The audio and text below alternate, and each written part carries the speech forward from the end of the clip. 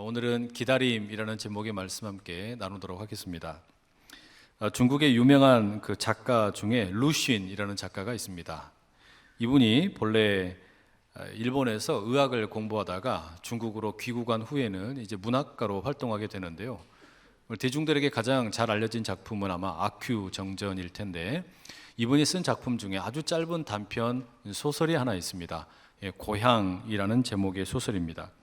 이 소설이 우리가 지금 함께 읽고 있는 이 룻기와 여러 면에서 공통점을 갖고 있습니다.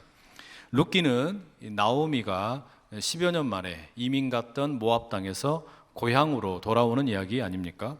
마찬가지로 이 루신의 소설 고향도 이렇게 시작합니다. 나는 혹독한 추위를 무릅쓰고 2000여리나 떨어진 먼 곳에서 20여 년 만에 고향으로 돌아왔다. 이렇게 고향으로 돌아가는 이야기가 이 모티프가 된다라는 것이죠. 한편 또 룻기와 이 루신의 소설은 그 시대적인 배경도 어떤 면에서는 비슷하다 할 수 있습니다. 두 작품이 모두 다 무정부 상태에 가까운 어떤 혼란스러운 사회를 배경으로 하고 있기 때문입니다. 룻기는 이스라엘의 왕이 없으므로 사람들이 다 자기 소견에 오른 대로 살아가던 사사 시대를 배경으로 하고 있다면, 이 루신의 소설 고향은 1911년에 중국 땅에서 신해 혁명과 함께 중국의 청나라 봉건 왕조가 무너지고 정치적인 소용돌이가 대륙을 휩쓸고 있던 그런 격변기에 쓰여진 소설입니다. 그런데 결정적인 차이점이 하나 있습니다.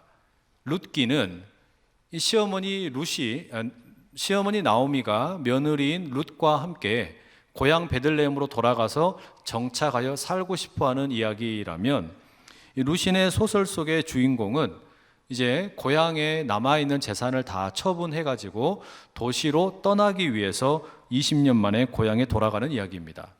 근데 그런 그 주인공의 눈에 비춰진 이 옛날 고향집이 아름다운 기억과는 달리 너무 쓸쓸하고 좀 황폐하게 변해버렸습니다. 이 사회나 정치가 너무나 혼란스럽고 불안하니까 사람들이 미래에 대해서도 희망을 말한다라는 것이 쉽지 않은 그런 시대였습니다.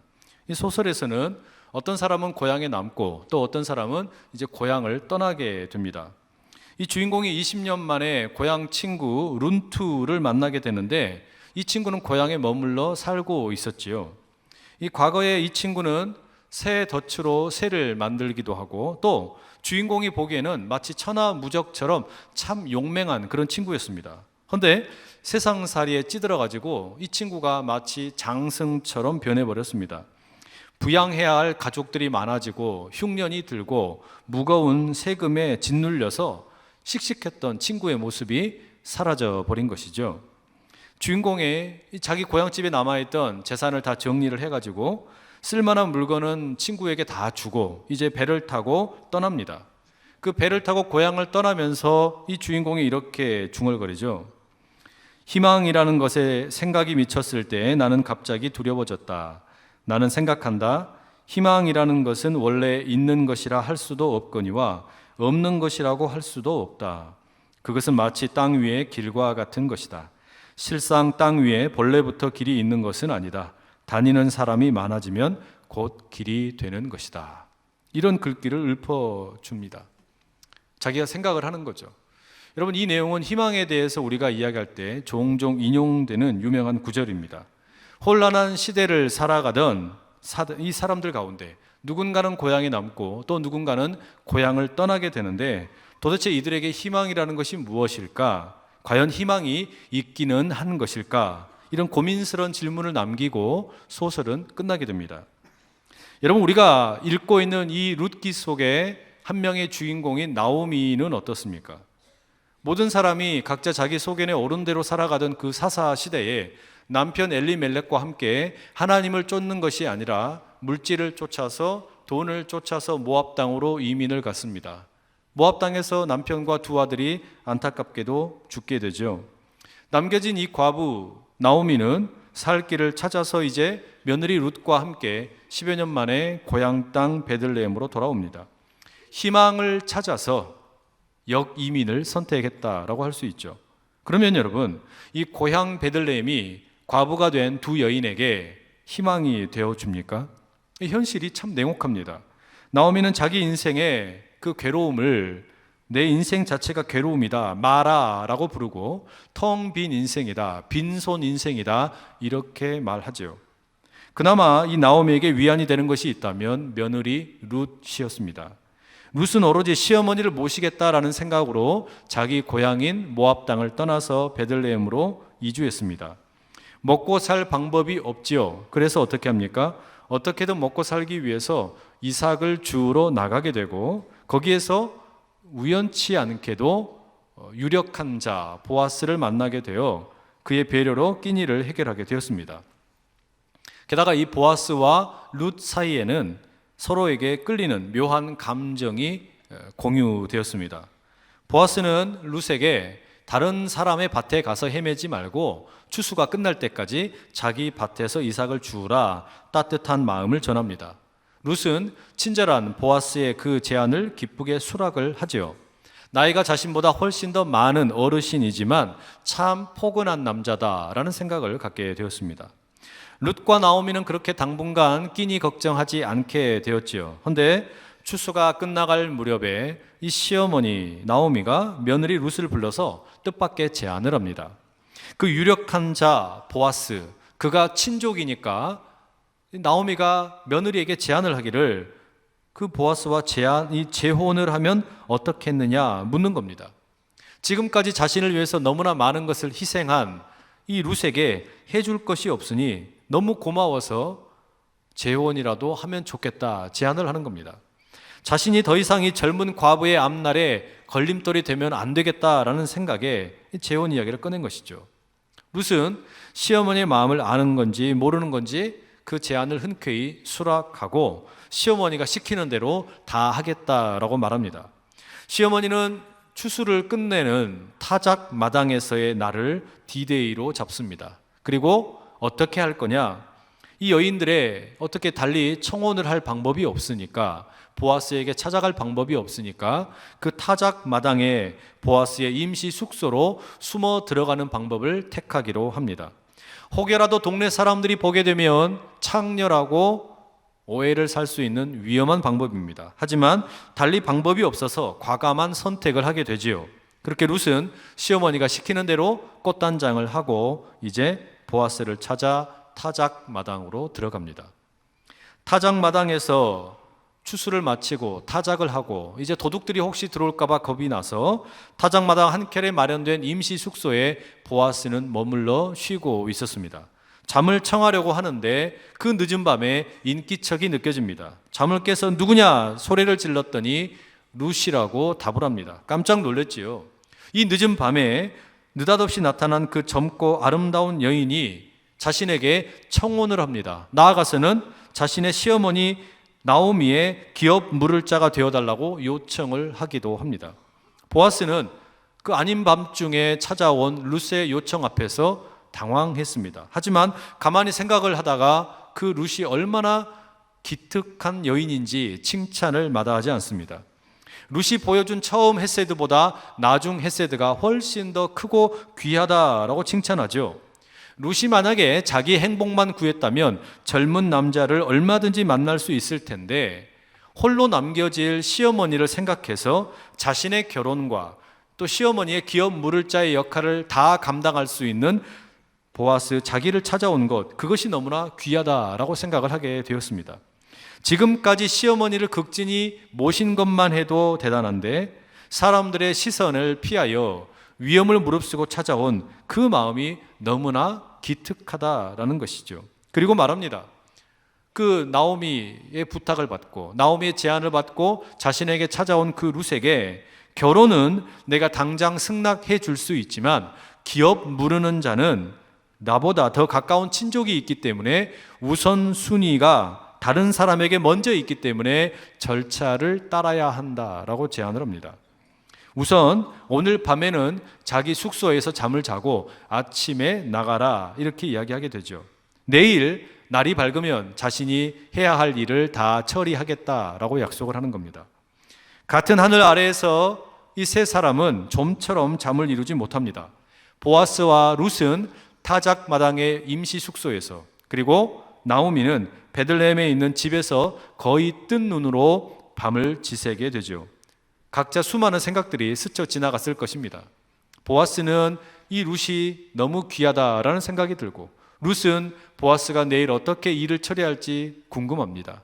한편 집에 남겨져 있는 시어머니 나오미는 도대체 타작 마당에서 일이 어떻게 진행되고 있을지 그냥 고민만 하게 되었습니다.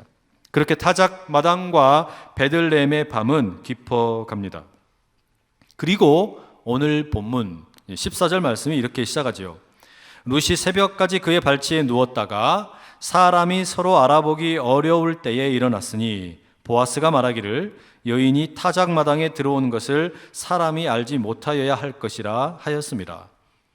본래 여러분, 보아스는 룻에게 13절 말씀에 의하면 아침까지 자기 숙소에서 편하게 쉬어라 라고 이야기했습니다. 그런데 14절에서는 왜 사람들이 알아보기 어려운 새벽에 떠나라 라고 이야기하는 걸까요? 처음에는 아침까지 그냥 편안하게 쉬라고 이야기했는데 왜 뒤에는 어서 일어나서 사람들이 보기 전에 어두컴컴할 때 떠나라 그렇게 이야기하는 이유가 무엇입니까? 사실 여러분, 이 남자인 보아스의 입장에서는 룻과 아침까지 시간을 함께 보내고 싶은 마음이 훨씬 크겠지요. 서로에 대한 어떤 마음도 확인을 했고 결혼을 하기로 약속도 했습니다. 그러니 더 같이 있고 싶은 마음이 들었을 겁니다. 그러면 왜 아직 어두울 때에 떠나라고 말합니까? 사실 여러분, 만약에 두 사람이 아침까지 함께 있다가 나오게 되었을 때 혹여라도 누군가가 그걸 보게 된다면 보아스는 괜찮을지 모릅니다. 남자라서 괜찮을지 모르지만 룻은 상당한 명예의 타격을 입게 됩니다. 사람들이 룻을 가리켜서 현숙한 여인이라고 불렀습니다. 그런데 알고 보니까 저 룻이 그렇게 현숙한 여인이 아니었구나. 밤에 저렇게 몰래 늙은 남자를 찾아다녔구나. 이런 소리를 들을 수 있다는 것이죠. 게다가 모압 여인의 과부였기 때문에 이 룻은 잘못하면 동네 사람들의 입방아에 오를 수 있게 되는 것이죠. 바로 그런 이유 때문에 보아스는 룻의 명예를 지켜주기 위해 새벽에 일찍 사람들이 보지 못할 때 떠나라 라고 제안을 합니다. 이 보아스가 참 멋진 신사 아닙니까? 룻이 자신에게 청혼을 한 것, 그리고 시어머니의 기업 물을 자가 되어주라는 그 모든 요청 고스란히 응답을 하고 수용을 하는데 그것이 잠깐의 감정적인 동요에서 일어나는 것이 아님을 보여주는 겁니다. 룻의 명예를 지켜주고 이 두 여인을 보호하겠다라는 분명한 생각이 있는 것이죠. 멋진 남자입니다. 여러분, 내일이 성탄절입니다. 하나님께서 세상을 이처럼 사랑하셔서 예수님을 이 땅에 보내주신 날이지요. 말하자면 성탄절은 우리를 향한 하나님의 사랑 고백이 울려 퍼지는 그런 날이라고 할 수 있습니다. 그런데 여러분, 세상을 보면 이 성탄절의 주인공인 예수님은 잘 보이지 않습니다. 오히려 그냥 루돌프 사슴이나 아니면 산타 할아버지나 이런 사람들이 오히려 더 주인공이 되어버린 것 같습니다.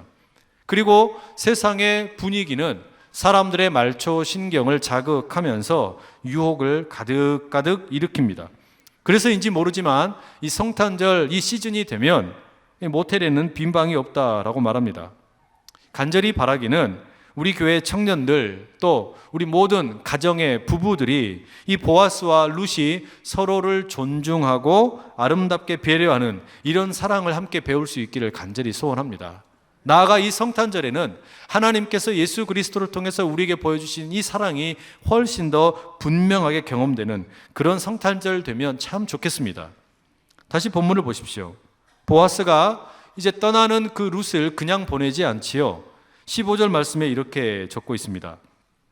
보아스가 이르되 네 겉옷을 가져다가 그것을 펴서 잡으라 하매 그것을 펴서 잡으니 보리를 6번 되어 룻에게 지워주고 성읍으로 들어가니라. 보아스가 룻에게 겉옷을 쫙 펴라고 이야기하더니 보리를 6번을 퍼서 담아주었다라고 말하는 겁니다. 그러면 이 퍼서 담아준 보리의 양이 얼마나 될까요? 단위가 나와 있지를 않기 때문에 알 수는 없습니다. 다만 이 구약의 성경이 본래 히브리 말로 적혀있던 성경인데 이것을 아람어로 옮긴 탈굼이라는 성경이 있습니다. 이 탈굼 성경은 번역을 하면서 어떤 설명을 곁들이기도 하는데 거기에 보면은 이 양이 대략 6세아쯤 된다라고 말합니다. 이 세아라는 것은 부피를 측정하는 단위인데 오늘날의 단위로 바꾸면 한 세아는 대략 한 9리터 정도에 해당합니다. 그러면 6세아이면 어떻게 될까요? 6, 9, 54. 그래서 54리터 정도의 부피에 말하자면 보리가 담겼다라는 이야기입니다. 그러면서 이 탈굼 성경이 이렇게 덧붙입니다.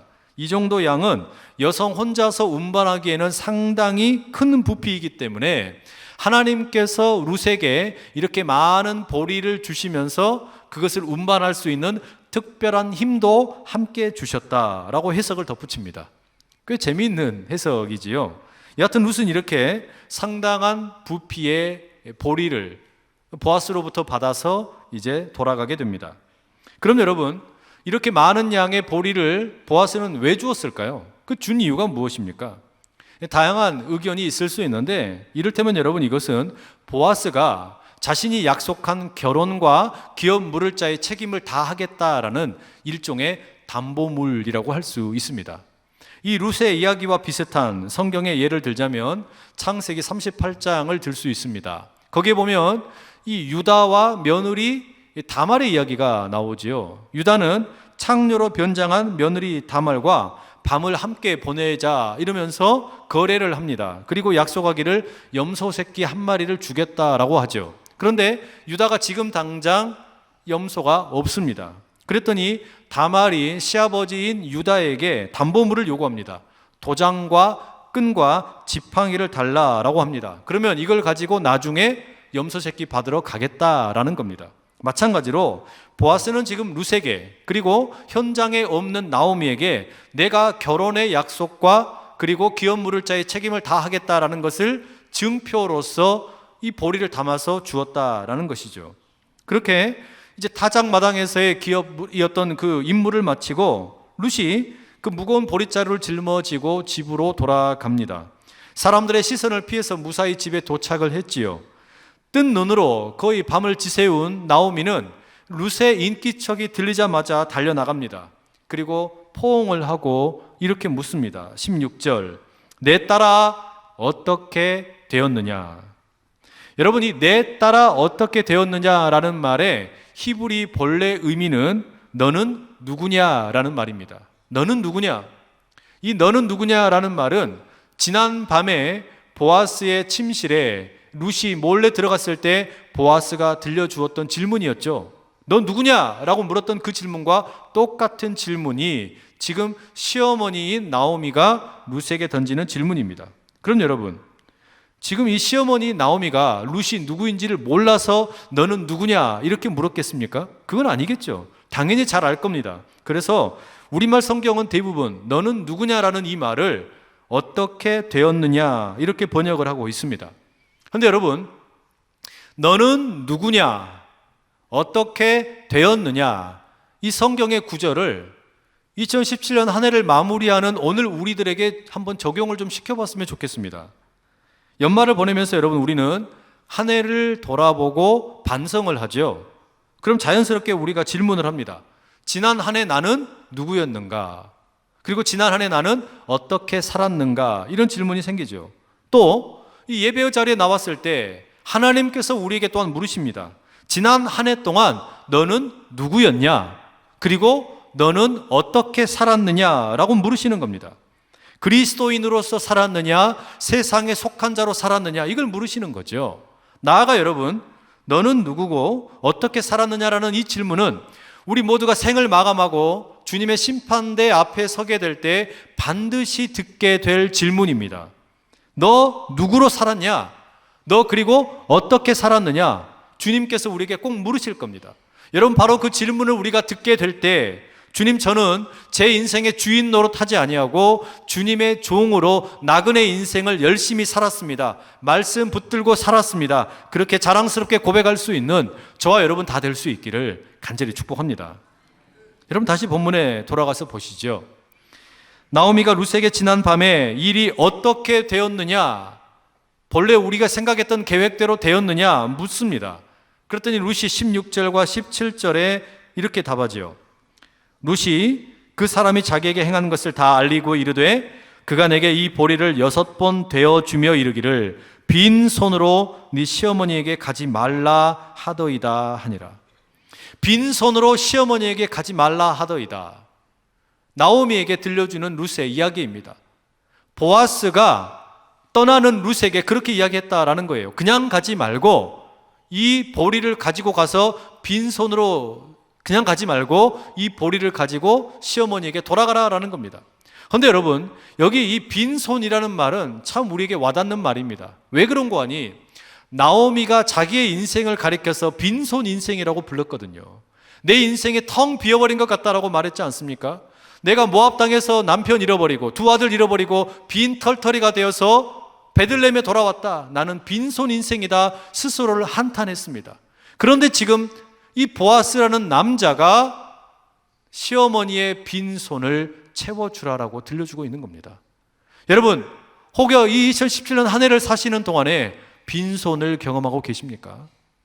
건강이 잃어버리고 재물을 잃어버리고 관계가 잃어버리고 여러 가지 많은 것을 잃어버려서 돌아놓고 보니까 빈손밖에 없는 것처럼 느껴지십니까? 그러나 기억하십시오. 보아스를 통해서 나오미의 빈손을 채워주시는 하나님께서 반드시 우리 모두의 빈손을 채워주시는 은혜의 하나님이심을, 좋으신 하나님이심을 붙들고 살 수 있기를 간절히 소원합니다. 바로 그 약속의 징표로 하나님께서는 보아스를 통해 그 빈손을 그냥 내버려 두지 아니하시고 6번 보리를 퍼 담아 주었다라는 겁니다. 룻의 이야기를 듣고 이제 나오미가 18절에 이렇게 말합니다. 이에 시어머니가 이르되 내 딸아 이 사건이 어떻게 될지 알기까지 앉아 있으라. 그 사람이 오늘 이 일을 성취하기 전에는 쉬지 아니하리라 하니라. 여러분, 여기서 지금 이 시어머니 나오미가 룻에게 들려주는 이야기 가운데 마지막 표현을 가만히 보십시오. 그 사람이, 그 남자 보아스가 이 일을 성취하기 전에는 절대로 쉬지 않을 것이다. 보아스가 쉬지 않고 이 일을 반드시 성취할 것이다 라고 나오미가 믿고 있습니다. 여러분, 이 보아스의 성품이 바로 우리 하나님의 성품입니다. 이 빈손 같은 내 인생을 채워주시기 위해서 하나님께서는 쉬지 아니하시고 반드시 성취하시는 하나님이심을 믿으실 수 있기를 축복합니다. 나오미의 인생처럼 텅 빈 인생인 것 같고 가진 것이 아무것도 없고 남은 것이라고는 쓸쓸한 인생인 것처럼 보이는데 하나님께서는 나의 텅 빈 인생, 내 텅 빈 손을 바라보시고 그 인생을 채워주시기 위하여 지금도 쉬지 않고 일하시는 하나님이시라는 것이 오늘 우리에게 믿음이 될 수 있기를 축복합니다. 하나님께서는 텅 비어버린 것 같은 우리를 위해서 독생자 예수 그리스도를 보내주셨고 예수 그리스도께서는 2000년 전에 제자들을 남겨놓으시면서 그냥 떠나지 아니하시고 성령께서 오실 것을 약속하셨고 성령께서는 오늘 우리 안에 계시면서 말씀하십니다. 우리 주님께서 다시 오신다. 우리 주님께서 다시 오시는 그날에는 우리 눈에 눈물이 닦아질 것이고 우리의 모든 상처가 사라질 것이고 우리의 텅 빈 인생이 가득 찬 인생으로 변화될 것이라고 말씀하고 계심을 믿으며 살아가는 종말의 사람들 다 될 수 있기를 간절히 축복합니다. 여러분, 이제 보아스가 오늘 해야 될 일, 그것을 기다리는 일만 남았습니다. 보아스가 이 일을 성취하는 것을 기다리는 것만 이 나오미와 룻에게는 남아있는 겁니다. 지금까지 할 수 있는 것 다 했습니다. 과부로 남겨진 두 여인이 먹고 살기 위해서 그리고 가문을 잇기 위해서 할 수 있는 모든 일을 다 감당했습니다. 이제 남겨진 일은 이 하루 동안에 초조하게 그러나 기쁜 마음으로 떨리는 마음으로 보아스의 일을 기다리는 것밖에 없습니다. 사랑하는 성도 여러분, 우리 인생이 그렇다라는 말입니다. 우리 인생이 마치 이제는 기다림밖에 남지 않은 나오미와 룻과 같을 때가 참 많습니다. 수없이 많은 것을 우리가 감당하고 책임을 지고 모든 일을 다 하지만 때로 우리는 가장 결정적인 일은 스스로 할 수 없을 때가 참 많습니다. 그냥 기다려야 되는 거예요. 외국에 나갔던 가족이 돌아올 때 우리는 공항에서 기다립니다.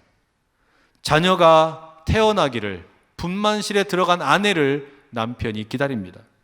수능 시험을 마치고 대학의 원서를 제출해 놓고 이제 하염없이 결과를 기다립니다. 사랑하는 사람에게 청혼을 해놓고 대답을 기다립니다. 암으로 투병하면서 병석에 누워있지만 신약이 만들어지기를 기다립니다. 우리는 여러분 그렇게 수없이 많은 기다림 속에서 오늘 하루하루를 살아가고 있습니다. 때로 여러분 우리의 그 기다림은 절망이 되기도 하고 희망이 되기도 합니다. 그러니 앞서 우리가 읽었던 그 루신의 소설 고향에 나오는 내용처럼 이 희망이라는 것은 원래 있는 것이라 할 수도 없거니와 없는 것이라고 할 수도 없습니다. 마치 땅 위에 있는 길과 같습니다. 사실 땅 위에는 본래 길이 없었는데 다니는 사람이 많아지면 거기에 길이 되는 것과 같습니다. 세상에 수없이 많은 사람들이 기다리며 살아갑니다. 그 기다림에 때로는 우리를 절망시키기도 하고 때로는 희망으로 다가오기도 합니다. 세상에서의 기다림, 우리가 기다리는 것들은 다 그렇게 언제나 불확실하기 때문에 희망과 절망의 갈림길 아래 놓여 있습니다. 하지만 우리가 기다리는 진정한 기다림, 예수님의 다시 오심은 흔들림 없는 확실한 기다림입니다. 이것은 결코 변하지 않는 절망이 될 수 없는 기다림이라는 말입니다. 왜 이 기다림이 진정한 기다림이고 왜 이 기다림은 우리에게 희망을 주는 기다림이 될 수 있습니까? 그 이유는 예수님께서 이 땅에 오셔서 처음 행하신 표적을 보면 알 수 있습니다. 요한복음은 예수님이 이 땅에 오셔서 행하신 첫 번째 표적이 가나 혼인잔치의 표적이라고 말하지요.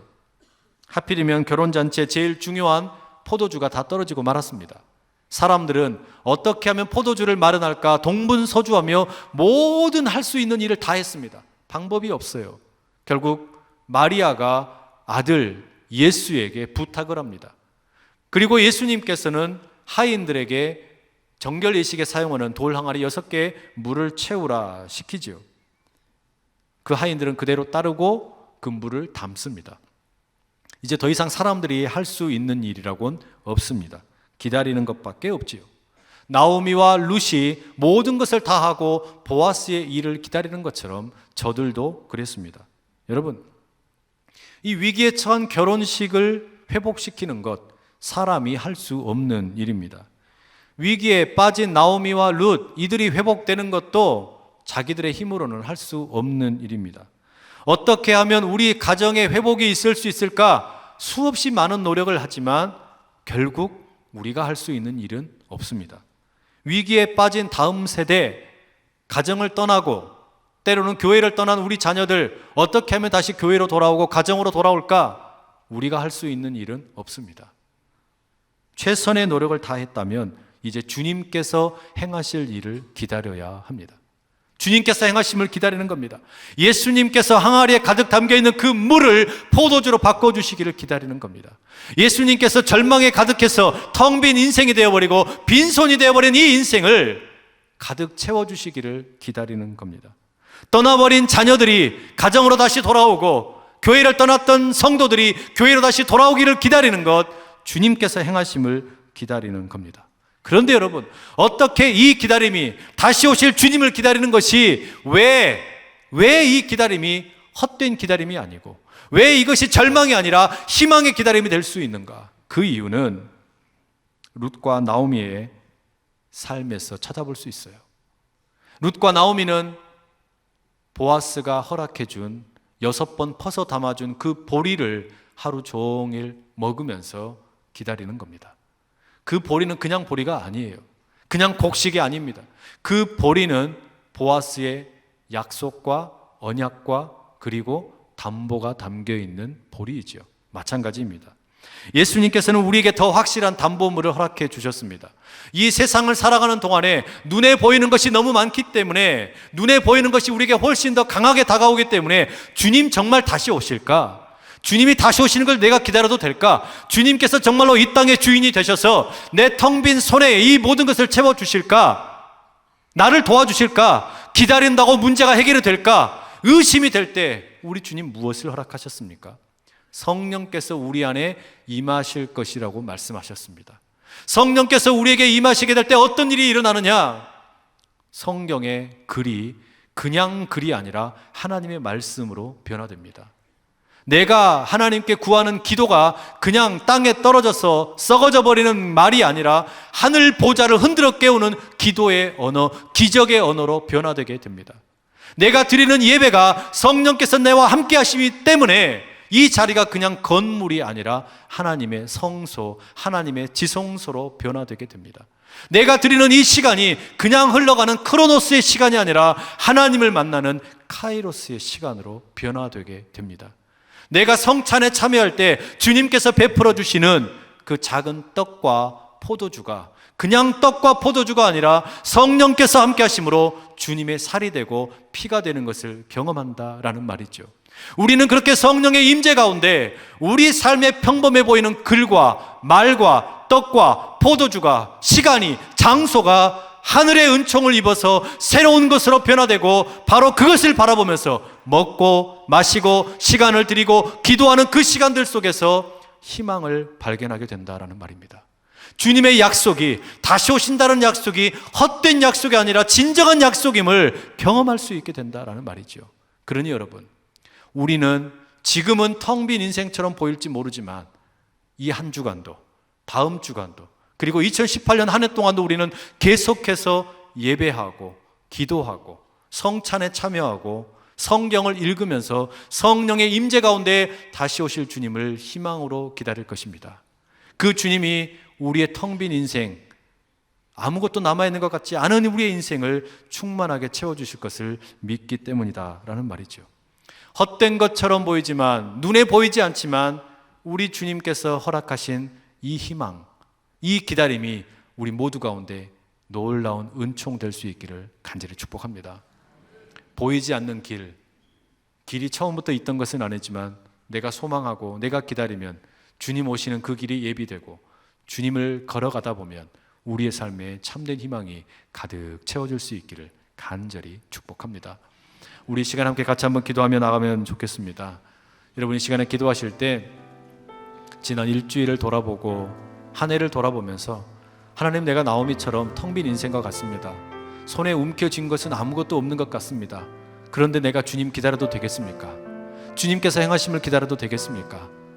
우리 주님께 간구하며 나갈 때 내가 반드시 속히 오리라 말씀하시며 우리의 텅 빈 손을 채워주신다고 말씀하시는 그 주님 부여잡고, 주님 온전히 성령으로 내게 함께 하셔서 이 기다림을 희망으로 채워 주시옵소서 구하며 나가는 우리 모두가 될 수 있기를 소원합니다. 우리 주여 힘있게 세 번 외치고 기도하며 나갑니다. 주여, 주여, 주여. 사랑하는 아버지 하나님, 텅 빈 것 같은 인생, 손에 움켜진 것은 아무것도 없는 것 같으나 주님 아버지 하나님께서 성령으로 함께 하셔서 내가 읽는 이 말씀이 하나님의 말씀이 되고, 내가 아뢰는 이 기도가 하늘 보좌를 흔들어 깨우고, 내가 드리는 이 예배, 이 장소, 이 시간이 주님의 지성소 그리고 주님을 만나는 카이로스의 시간이 되게 하시고, 주님의 아버지의 은총 가운데 성찬에 참여할 때 아버지의 그 떡과 잔이 예수 그리스도의 몸이 되고 피가 되는 이 귀한 은혜 가운데 우리가 참된 기다림, 아버지의 희망이 넘치는 기다림을 맛보게 하여 주시옵소서. 놀라운 은총 가운데 들어가게 하여 주시옵소서. 사랑하는 아버지 하나님, 우리가 할 수 있는 모든 것을 다 하고 이제 겸손하게 주님께서 우리 가운데 행하실 일을 기다리며 나갑니다. 답답한 인생, 텅 빈 것 같은 인생, 그러나 채워주겠다 말씀하시는 그 주님 기다리면서 나아갑니다. 이 기다림 가운데 주신 말씀을 읽고 기도하고 예배의 자리에 참여하고 성찬에 참여하며 우리의 이 기다림이 참된 희망의 기다림으로 변모되게 하여 주시옵소서. 거룩하신 다시 오실 우리 주 예수 그리스도 이름으로 기도드립니다. 아멘.